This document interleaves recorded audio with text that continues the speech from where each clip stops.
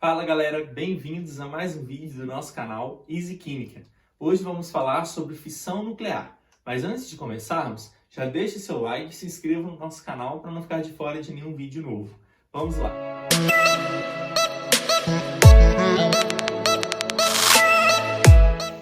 Bom, a fissão nuclear é quando nós pegamos um núcleo, né, um átomo com a massa elevada, geralmente a massa é maior do que 200, e nós bombardeamos ela com um nêutron. E aí o que acontece? Quando esse nêutron bombardeia esse elemento, ele se rompe, se libera dois outros elementos químicos, se transforma em dois outros elementos químicos de massas menores e libera também mais nêutrons e uma quantidade enorme de energia. Então, olha só, você tem aqui um nêutron, ele é bombardeado, você bombardeia um átomo de urânio 235, por exemplo, com aquele nêutron. Esse urânio se parte, se transforma em dois outros elementos químicos, né, o bário e o criptônio, e libera mais 3 nêutrons. Poderia ter liberado 2 nêutrons também, geralmente é 3 ou 2 nêutrons que são liberados. Então, olha só, você usa um nêutron e no final você produz mais 3 nêutrons, nesse caso aqui, certo? Como que a gente representa isso em uma reação química? Então, olha só, você tem um nêutron, você vai somar ele com o urânio 235, então como se estivesse bombardeando, os dois têm que estar do mesmo lado da reação, e aí você libera o bário mais o criptônio e 3 nêutrons. Só que essa reação, ela libera muita energia. Reações de fissão nuclear, elas são reações que liberam quantidade colossal de energia. Então essa energia aqui, que é o principal motivo, né, da utilização das fissões nucleares. Nós vamos falar em que nós utilizamos isso na indústria. Então, olha só. Aqui nós temos uma reação de forma que a soma dos números atômicos aqui, que dá 92, tem que ser igual à soma dos números atômicos. Nêutron é 0, 56 mais 36, 92.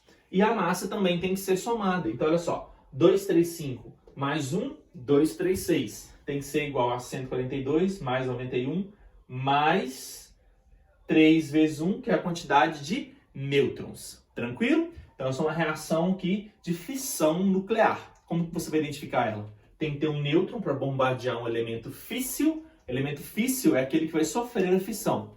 E aí, do lado de cá, tem que produzir dois compostos diferentes, mais uma quantidade de nêutrons e energia. Então você sabe que essa é uma reação de fissão nuclear. Agora, aqui eu coloquei alguns valores de energia liberada por alguns tipos de processos diferentes. Então, por exemplo, a fissão nuclear, que é o que a gente está vendo, do urânio 235, libera 8 vezes 10 elevado a 7 kJ por grama de urânio. Então é uma energia enorme. Olha só, a fusão nuclear do deutério e do trítio, quando você funde esses dois aqui, olha a energia que libera. É uma energia ainda maior do que a energia da fissão nuclear, né? Essa aqui a gente consegue encontrar, ó, no Sol. Acontece fusão nuclear o tempo todo. Nós vamos falar dela depois na próxima aula. E para a gente comparar, nós temos aqui, ó, a explosão do TNT, que libera 2,8 kJ por grama. Olha a diferença de energia do TNT para fusão nuclear, a fissão nuclear e fusão nuclear, né? Por isso que esses processos aqui liberam uma energia tão grande que eles são muito bem aproveitados, por exemplo, nas usinas nucleares, né? Que trabalham com fissão nuclear. Então, aqui eu coloquei um exercíciozinho para a gente ver como que é cobrado, né, a fissão nuclear. Então você tem aqui urânio 235, 92, com um nêutron, sendo bombardeado por um nêutron, produzindo o iodo mais um elemento que eu não sei e 2 nêutrons. Como que nós vamos descobrir qual que é aquele elemento X lá?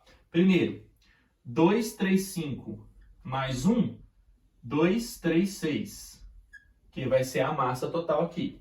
Então nós sabemos que 236 tem que ser igual a 137 mais, vamos chamar aqui o X, a massa do X de A, mais 2 vezes 1, 2. Mais 2, certo? Então o A vai ser 236 menos 139. A vai ser igual a 97. Portanto, a massa do elemento A é 97. Agora, qual é este elemento? Nós precisamos descobrir, então, o número atômico dele, Z aqui, né? Então, nós sabemos que 92 tem que ser igual a 53, que é o número atômico do iodo, mais o número atômico do elemento X, e aqui é 0. Então, Z vai ser igual a 92 menos 53, 39. Portanto, o elemento com o número atômico 39 é o irídio.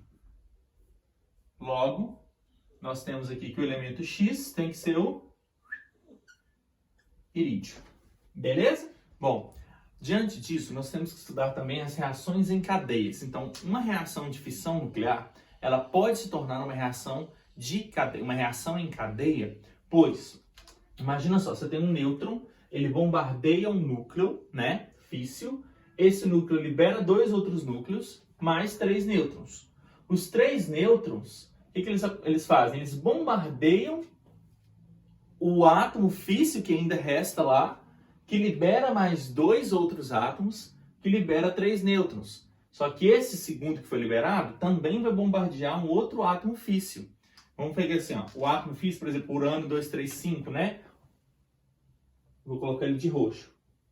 É ele de novo, tá vendo? Você tá pegando o que sobrou, o que não foi bombardeado lá, vai ser bombardeado pelo resquício aqui, né? Pelo próprio nêutron que produziu, que vai liberar mais 3, e cada um desses vai bombardear mais um, e assim sucessivamente, né? Então isso se torna uma reação em cadeia. Essa reação em cadeia, gente, vai acontecer nas usinas nucleares. É assim que eles conseguem obter uma quantidade de energia enorme. Então, olha só, para que essa reação em cadeia aconteça, é preciso de ter uma massa crítica. A sua amostra tem que ter uma massa crítica. O que é a massa crítica? É o mínimo de matéria físsil para uma reação em cadeia acontecer. Então, imagina aqui, ó, se eu pegar um nêutron e você bombardeia uma certa matéria lá, de uma quantidade de átomos, e ele não tem a quantidade de átomos físseis suficiente para que os nêutrons produzidos bombardeiem novamente o átomo físsil. Então, o que acontece? Ele não tem capacidade de continuar a reação. Por quê? Os nêutrons produzidos, eles não vão achar uma quantidade suficiente de mais urânio, no caso, né? Pelo menos, se a gente pegar urânio, de mais urânio para poder bombardear ele e continuar a reação. Então isso vai chamar essa massa, quando não tem a quantidade suficiente para continuar a reação, é a massa subcrítica.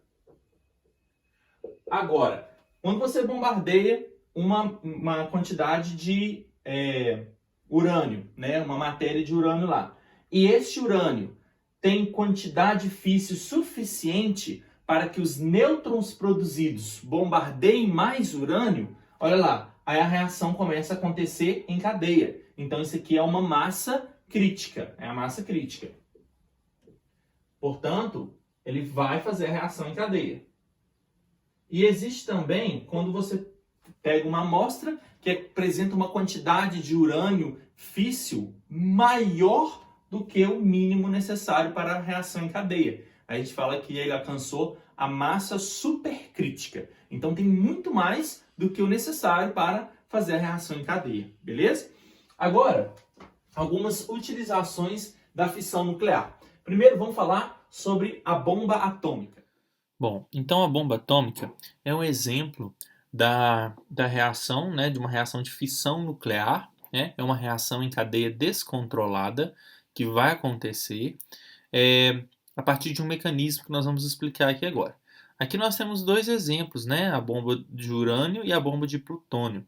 São os dois elementos que são possíveis de produzir a bomba atômica. A bomba de urânio ficou conhecida como Little Boy, né? Esse modelo aqui.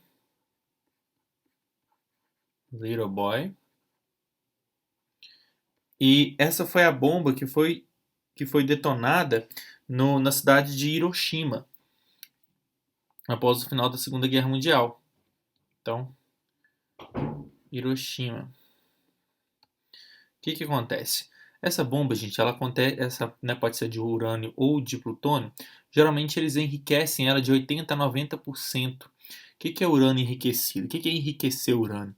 É aumentar a quantidade do urânio físsil, o urânio 235, né? Porque a gente encontra ele a sua forma 238, que não é tão físsil, né? Ela não é físsil igual esse 235 aqui, que é o que pode sofrer facilmente a fissão nuclear. Então, olha como funciona. Essa aqui, a bomba de urânio, que foi a Little Boy, jogada em Hiroshima, ela apresenta aqui, galera, nesse recipiente tem um explosivo convencional. Geralmente eles utilizam aqui o TNT, trinitrotolueno. E aí, essa aqui é uma cápsula de urânio 235. E do lado de cá tem outra cápsula de urânio 235. Só que perceba que aqui nós estamos trabalhando com urânio com a massa inferior à massa crítica. Essa pastilha tem uma massa inferior à massa crítica e essa outra pastilha que também contém urânio 235 também é inferior à massa crítica. Portanto, nós temos duas pastilhas, né, com massas subcríticas, ou seja, você não tem as massas na quantidade suficiente para promover uma reação em cadeia. Mas o que acontece? Aqui nessa pontinha tem uma bolinha e essa bolinha ela apresenta uma certa quantidade de polônio e berilo. Certa quantidade de polônio e berilo. Eles estão em partes separadas. Você tem uma cápsulazinha de polônio e uma cápsulazinha de berilo separadas. E aí o que acontece? Quando esse TNT explode, ele colide com esses dois aqui. E quando eles entram em contato, o polônio é um emissor alfa. A emissão alfa vai acontecer e vai bater no berilo. Então é como se eu tivesse a partícula alfa colidindo com o berilo e aí transforma em carbono mais um nêutron que é liberado. Olha que interessante. Esse nêutron que é liberado no momento em que essas duas microesferas se colidem, né? O polônio emite a partícula alfa bate no berilo, o berilo libera um carbono mais um nêutron. E esse nêutron que vai ser usado para começar a reação química. Quando o explosivo bate aqui, explode aqui o TNT, ele bate nisso, libera o nêutron com essa massa aqui colide com a segunda massa, e aí você, quando junta as duas, você consegue encontrar a massa crítica. Eles conseguem, agora você vai ter uma quantidade suficiente para, né, liberar a reação em cadeia. Quando eles se juntam, olha lá. E agora você tem então a massa crítica. Pronto. A massa crítica, agora é possível você começar uma reação em cadeia. Então isso acontece muito rápido. O TNT explode, empurra essa bala aqui que tem o urânio com uma massa subcrítica que vai quebrar, vai acontecer essa reação do polônio que libera a partícula alfa que bate no berilo e o berilo libera o nêutron. O nêutron então vai colidir a partir do momento que você já tem as duas balas juntas com uma massa agora crítica que vai liberar uma explosão, né, que vai causar explosão nuclear. Agora essa de baixo foi a bomba conhecida como Fat Man. Fat Man. Essa foi a bomba que foi jogada em Nagasaki. E aí, o que acontece? Essa é uma bomba de implosão. Implosão. Enquanto que a de cima era uma bomba de explosão. Né? O que acontece? Aqui você vai ter um dispositivo com o dinamite, o TNT, né? O explosivo convencional em volta, e dentro aqui dessa esfera, ela é uma esfera oca que contém uma outra pequena esfera lá dentro também com plutônio. Então imagina o seguinte, você tem a esfera de fora, aí você vai ter uma camada com plutônio 239 e um espaço oco e uma outra camada com outro plutônio. Cada um deles vai ter uma massa subcrítica para não ter perigo de explodir, né? Sem você, na hora que você está produzindo a bomba. Então vai ter uma esfera oca. E aí, quando esse explosivo aqui convencional explode, o que vai acontecer? Ele vai empurrar essa esfera oca para baixo, fazendo com que a massa de plutônio que está fora entre em contato com a outra massa subcrítica de plutônio que está dentro. E aí ele vai causar a colisão e explode. Por isso que fala implosão. Ela vai de fora para dentro aqui para depois acontecer a bomba, a ação, né, da explosão nuclear. Beleza? Então esse é o funcionamento de uma bomba atômica. Bom, agora vamos entender como funcionam os reatores nucleares. Bom, antes de falarmos das usinas nucleares, precisamos de entender primeiro uma diferença entre dois conceitos importantes: contaminação e irradiação. A contaminação é quando algum objeto, alguma pessoa tem contato com um material radioativo, né? Então ela fica contaminada, portanto ela se torna radioativa, né? O material que entrou em contato ou a própria pessoa, né? Se você teve um contato direto com este material radioativo, ela também passa a ser radioativa também. Já na irradiação é diferente, é quando um material recebe a radiação, né, de um outro material contaminado, ou uma pessoa recebe uma radiação de um material contaminado, ou um material radioativo. Mas, como não teve contato, ela não vai se tornar radioativa. Geralmente, a irradiação ela é muito utilizada para esterilização. Às vezes você compra os alimentos que vão estar escritos lá no rótulo lá, tratado com irradiação.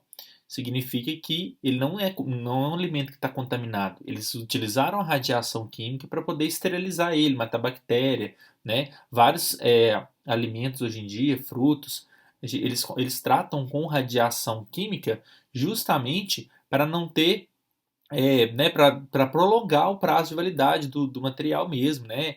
Batatas tratadas com radiação, elas não nascem broto com facilidade, não estragam com facilidade, que a irradiação é um processo muito utilizado hoje em dia, então, para poder conservar por mais tempo os alimentos. Agora, diante desses dois conceitos, nós vamos falar, então, sobre os reatores nucleares. Então, vamos lá, vamos começar a falar dos reatores nucleares. Nós temos aqui um esquema, né, de um reator nuclear e vamos entender. O reator nuclear ele utiliza o urânio 235, urânio 235, que é o urânio físsil, mesmo que a gente comentou da bomba atômica, tá? Só que aqui nesse caso, eles vão enriquecer ele de 3 até 5% só. Lembra lá que eu falava que na bomba atômica eles enriqueciam de 80 a 90% com o urânio 235, aqui de 3 a 5% é suficiente, porque uma reação nuclear, uma usina nuclear, acontece uma reação de fissão, igual nós estamos estudando, né? De fissão nuclear, só que é uma reação em cadeia controlada. Controlada, porque se você quiser parar, você tem que parar. Porque senão o negócio vai explodir tudo, tem que ser controlado, diferente da bomba atômica que você quer que aconteça, né? Então aqui dentro, ó, você tem nesse negócio em vermelho aqui, você vai ter o reator nuclear. Dentro do reator, você vai ter o combustível nuclear, que é o urânio 235. Aqui em cima está escrito aqui, ó, as barras, né, ou hastes de controle. Essas barras, gente, elas são feitas de algum elemento químico, geralmente cádmio, que ajuda a absorver os nêutrons. Se tiver dando algum problema, se vocês tiverem que frear a reação, parar ela, eles descem essas barras de cádmio aqui dentro do combustível e ele começa a desacelerar, né, a sua reação em cadeia que está acontecendo. Aqui dentro você tem uma água super quente. Essa água é uma água de deutério, que é o D2O, né, que é um isótopo de hidrogênio. Essa água, chamada de água pesada, ela aquece aqui completamente, porque ela está em contato direto com o reator nuclear. Ela vai aquecer, vai estar em torno de 350 graus. Essa água ela vai passar por um outro sistema, com essa água que está azul aqui, ó. E aí o que acontece? Esse encanamento não entra em contato direto com a água lá de fora. Ele vai passar e vai ser resfriado. Então ele vai diminuir a temperatura para voltar ao reator novamente. Porque essa água azul, ela foi aquecida aqui dentro. O que acontece?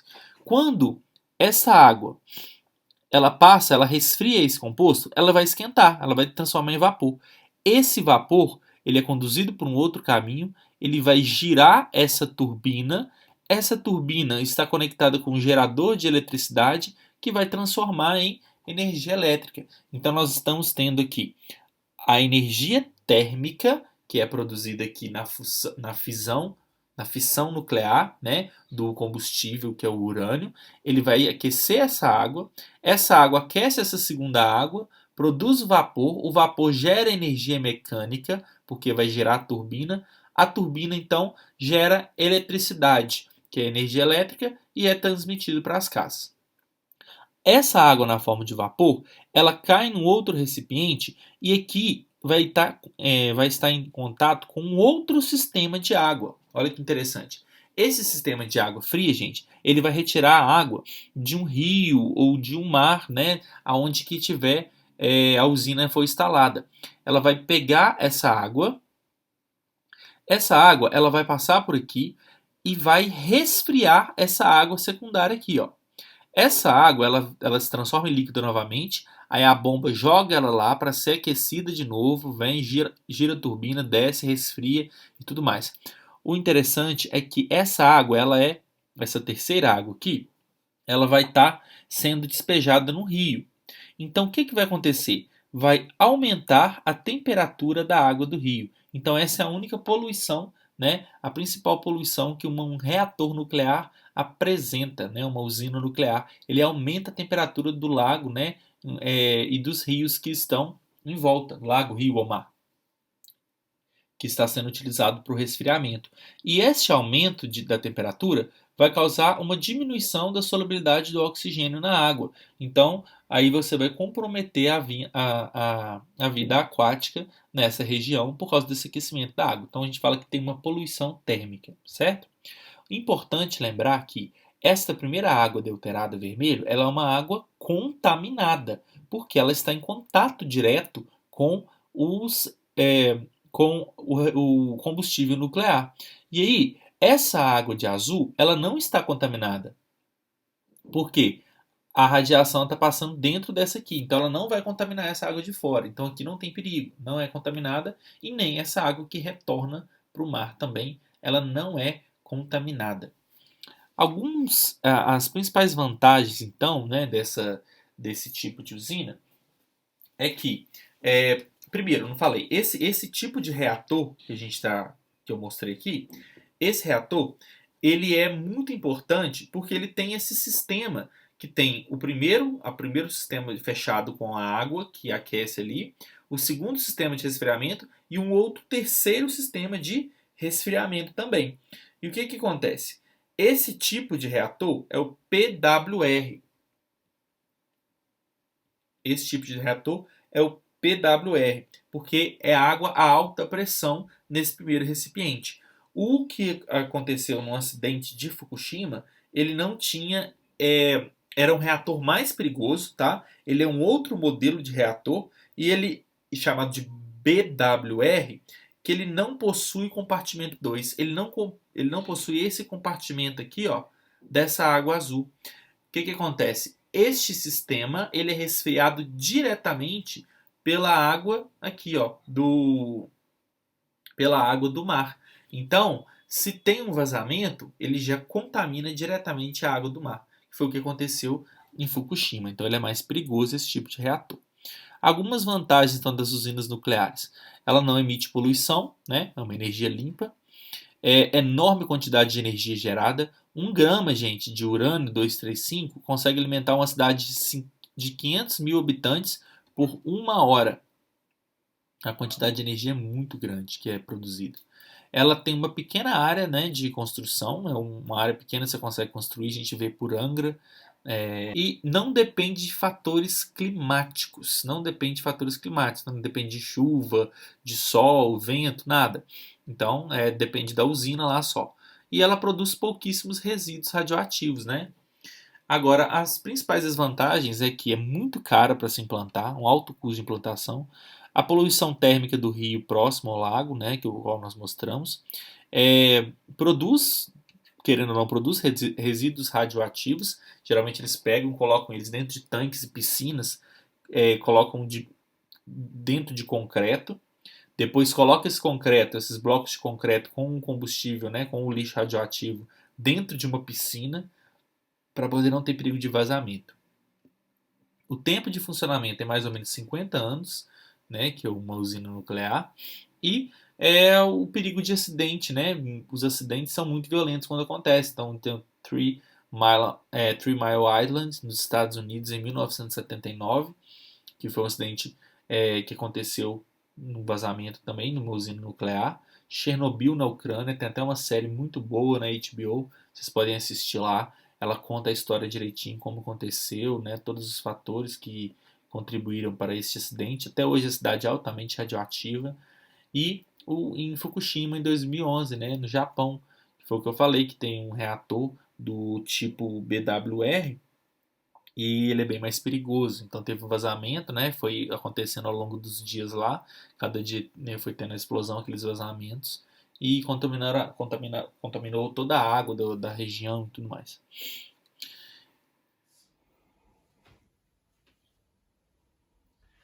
Agora, turma, vamos falar um pouco, né, sobre a fusão nuclear, que é um processo diferente do processo de fissão. A fusão é quando você pega dois núcleos e junta os dois, bombardeia um com o outro, você faz uma fusão de dois núcleos menores para se tornar um núcleo maior.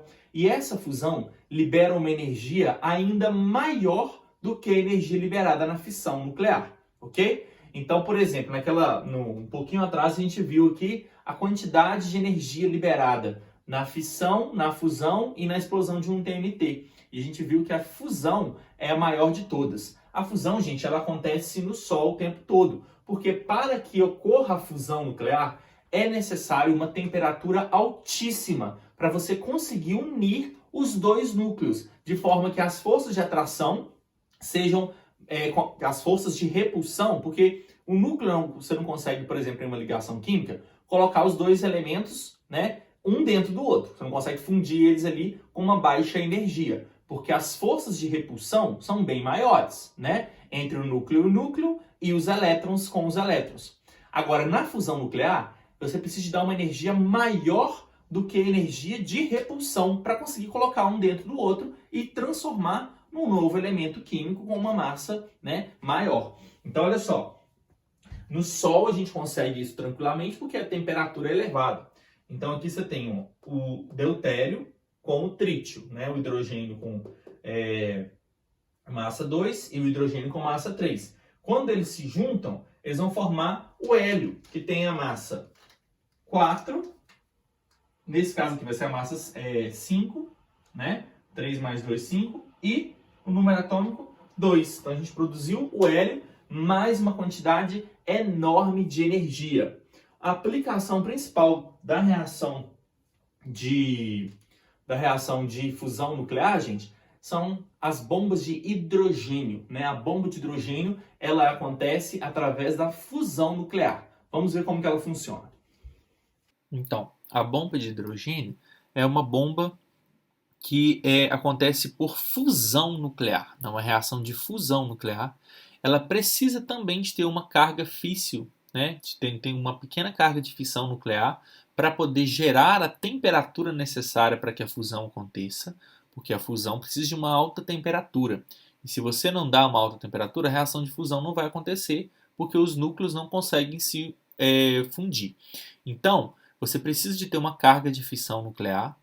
Ela deixa a área atingida radioativa por causa da fissão nuclear que acontece lá dentro, e não por causa da fusão, porque a fusão nuclear ela não gera resíduos radioativos. A fissão gera, a fusão não gera resíduos radioativos. E tem um poder de destruição muito maior do que a bomba atômica. Então, aqui tem o esquema da bomba de hidrogênio. O que acontece? Aqui nós vamos ter o mesmo esquema da bomba atômica, né? Com urânio aqui, com massas subcríticas. Quando explodir aqui um detonador, que vai ter um TNT aqui dentro, ele vai juntar as massas subcríticas de urânio, acontece a fissão. A fissão eleva a temperatura, né, e vai fazer com que aqui dentro desse recipiente B nós vamos ter o deutério e o trítio, que são os isótopos de hidrogênio, né? O deutério e o trítio aqui. Eles vão colidir e aí vai acontecer a fusão nuclear, que só pode acontecer porque teve a fissão antes, né? Vai aumentar a temperatura de tal forma que faz com que a fusão possa ocorrer neste recipiente aqui. E aí vai acontecer a fusão nuclear e a bomba explode e consegue devastar muito mais, né, do que uma bomba atômica. Bom, essa foi a aula de hoje. Espero que vocês tenham gostado. Se gostaram, não deixe de se inscrever no nosso canal, curta, compartilhe e ative o sininho para não perder nenhuma notificação. Até a próxima!